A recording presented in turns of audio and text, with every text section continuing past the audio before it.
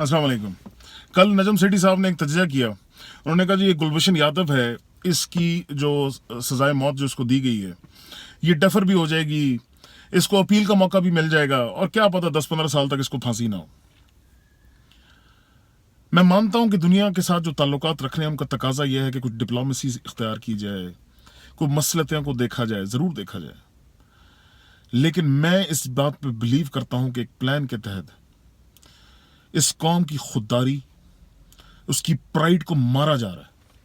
हम बहुत गैरतमंद लोग हैं, कभी किसी रेडी वाले से मुंह लगा के देखें, वो नहीं सुनेगा आपकी गलत बात। सिर्फ तालीम के ना होने की वजह से, सिर्फ एजुकेशन के फुकदान की वजह से हमें पता ही नहीं है कि हमारे हकूक क्या है।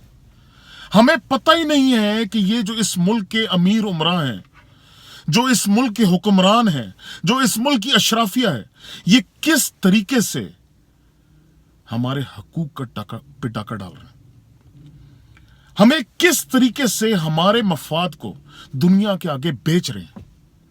खान साहब क्यों खटकता है इनको?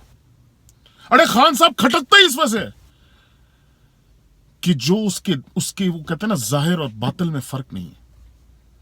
जो वो समझता है, जिन असूलों पे वो यकीन रखता है कि इस मुल्क को वो तरक्की की तरफ लेकर जा सकते हैं, उन पे वो कॉम्प्रोमाइज नहीं कर सकता। दुनिया के हर फोरम पे बैठ के याद रखें, अगर हमारा केस कोई दिल से लड़ सकता है, कोई इस जबान में लड़ सकता है कि जो दूसरे वाला सुनने पे मजबूर हो, वो खान साहब है। ड्रोन्स के खिलाफ अगर किसी ने स्टैंड लिया तो वो खान साहब था। उसने कहा तुम हमारी सवरेनिटी पे हमला कर रहे हो, हमारी खुद मुख्तारी पे हमला कर रहे हो, मैं नहीं होने दूंगा। ये खान साहब पे इल्जाम किया कि इसको सियासत करनी नहीं आती। अरे सियासत नहीं करनी आती, इसी वजह से जो उसके दिल में है वो सामने रख देता है।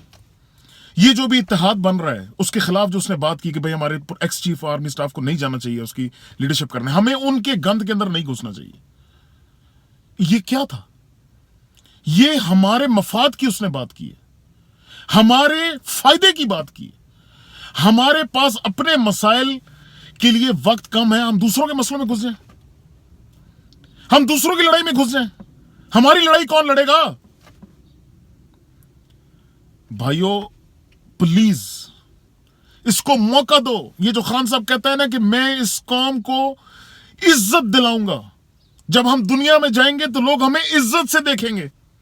दुनिया वाहिद उसकी इज्जत करती है जो खुददार हो।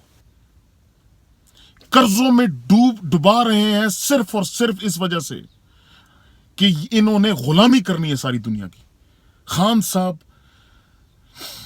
खुददारी की बात करता है, इज्जत की बात करता है। मैं सबसे रिक्वेस्ट करता हूं, एक मौका खान साहब को जरूर दें। ये हमारी इज्जत बनाएगा, हमारी खोई हुई इज्जत हमें वापस दिलाएगा। जो इस वक्त हम किराए के टट्टू बने हुए हैं पूरी दुनिया के, ये हमारी इज्जत वापस लेकर आएगा। पाकिस्तान जिंदाबाद।